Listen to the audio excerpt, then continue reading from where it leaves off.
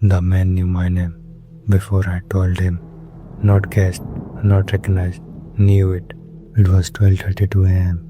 Rain tapped against the windshield. I hadn't seen another car in hours. Then I saw him, a man, standing on the side of the road. No vehicle, no backpack, no luggage. Just standing under a flickering highway light. His thumb wasn't out. He wasn't signaling for help. He was simply watching the road. As I passed him, my headlight swept across his face. A few seconds later, the music cut out. Suddenly, just silence. I glanced at the dashboard. The stereo was still on, but no sound was coming from the speaker. I checked the rear view mirror. The man was still there, standing perfectly. I drove another mile, then another. No disabled car, no gas station, nothing nearby. I checked the mirror again. The highway behind me was empty. I slowed, pulled onto the shoulder, and backed up. I still don't know why. Maybe it was the thought of leaving someone alone out there. The man approached without hesitation, like he had expected me to stop. I unlocked the passenger door. He climbed in. Rainwater dripped from his jacket. He closed the door with a quiet click, then said, "Thanks, Daniel." My hand slipped on the steering wheel. I hadn't told him my name. The man looked forward, not at me, not around the car, just forward. "How do you know my name?" No answer. The windshield wiper swayed back and forth. The man finally spoke. "Keep your speed away, 60. I glanced at him. "What?" He didn't answer. I looked down. The speedometer showed 58.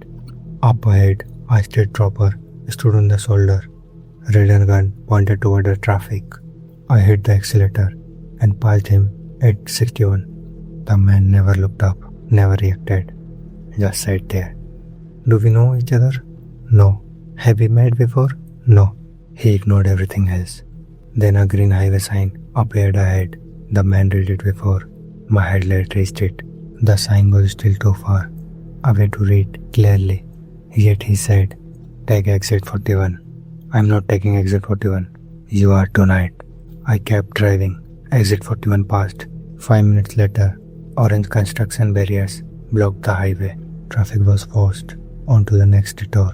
Exit 41. I took it. The man said nothing. The road narrowed. Trees closed in on both sides. The rain intensified. Water is beneath the tires. I reached for my phone. No signal. Not even a single wire.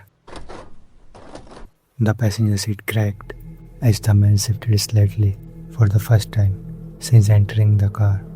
He turned toward me. "You are headed to Willow Creek Road." I lowered the phone. That was my destination. A rental cabin I'd booked 2 days earlier. I hadn't told anyone where I was staying. Not family, not friends. "Who are you?" No answer. "How do you know that?" The man looked back toward the windshield. He said nothing. A mile later, I pulled into a small 24-hour convenience store. One light, everything else dark. I stopped at the car. The man remained seated. "I am grabbing a coffee," I said. I stepped out and headed inside. The clerk was a woman in her 30s. I walked to the counter. "2 coffee, please." The woman glanced toward the parking lot. "2?" I nodded. "Yeah, one for me, one for the guy in my car." The woman stared at me. "There's nobody in your car." I turned it. The passenger seat was empty.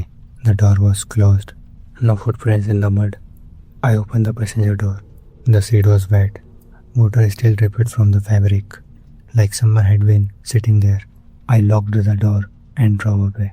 20 minutes later, I reached Willow Creek Road.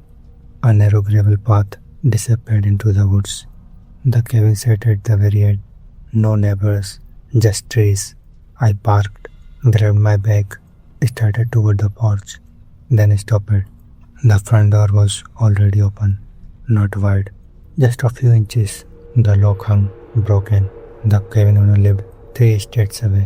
Nobody should have been there. I walked inside. The living room was empty. The kitchen was empty. Then I noticed a note on the table. Only one sentence. Welcome back, Daniel.